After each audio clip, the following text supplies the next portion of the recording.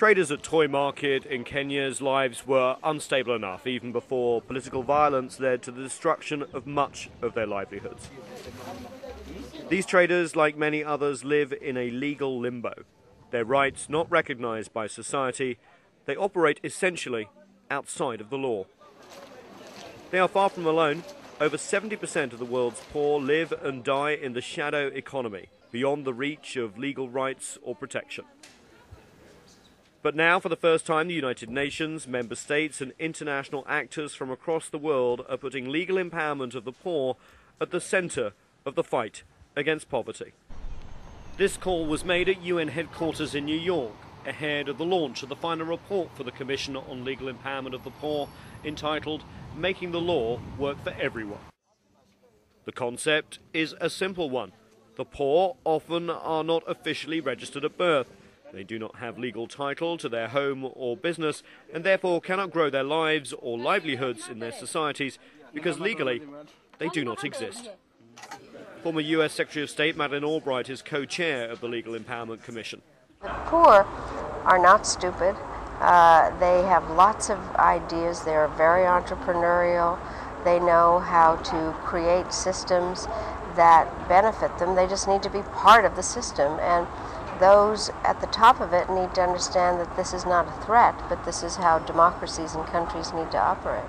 The Commission is comprised of 25 former heads of state and senior policymakers. The biggest problem in the world today are the number of poor who have no legal rights. After 2 years of consultations in 22 countries, they are laying out what needs to be done to extend property rights, business rights, labour rights, and access to justice for the world's poor. It's not just the panel either. The Empowerment Commission is drawing on civil society to help deliver real change. Many leaders gathered in New York to put their stamp on the report.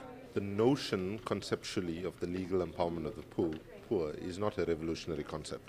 It is what is supposed to be delivered by national governments and by global institutions. What we are seeing is a serious compliance deficit. The potential for development, if basic legal protections are granted to the poor, are limitless, say civil society. We have millions and millions of micro-entrepreneurs in every country we look at. And the banking system, unfortunately, doesn't reach the majority. That's a lost opportunity, as much as for the banking system, as much as there's a need for those who aren't getting financial services.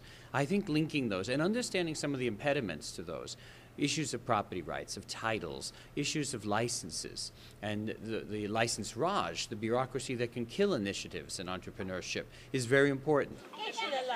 Property rights are central to the message of the Commission. Its members argue that if basic legal protection is extended across the world to the globe's poorest, thousands of homegrown businesses will flourish, expand, and lift millions out of poverty. If you think about it, the basis of our market system is exchange. And you can't really enter into exchange unless you have legal rights, unless you believe that if you're given something, is really yours and you can keep it. Legal empowerment, though a simple concept, will be difficult to implement. Many of the world's poor have come to see the law as an obstacle to their lives, not a protection. The largest legal minds on the Commission want to change that. We do not want to see a system in which the law oppresses legitimate activity.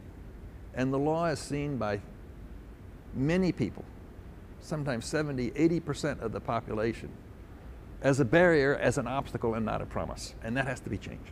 That must be changed. Here, religion can play a role. The Commission invited heads of all the major world religions to participate in the compilation of this report. Religious leaders often have the closest contact to the world's poor and so can help empower them on the ground. Religious organizations can really reach to the poor very easily because they work so hard for these common issues together, and they can attack even the political people also to be involved them with these poor people to solve their problems. And this is the best way in certain countries like Indonesia or many Muslim countries. Religious Islamic approach is more effective than the other way. Convincing governments and entrenched elites around the world will be difficult. Commission members will have to press the point that empowering the poor will not mean a redistribution of existing wealth, but the creation of more wealth and an enrichment of society, and also act as a stabilizing influence. Co-chair of the Commission, Peruvian economist and civil society leader Hernando de Soto, says the Commission's composition will help in that. We've got people like President Cedillo, we've got Mike Moore, who is the former head of the World Trade Organization, we've got Justice Kennedy of the Supreme Court of the United States. I mean, we've got a lot of firepower in there. So we've got a good chance at making it stick. So far, over 20 countries have asked the Commission to help implement their findings.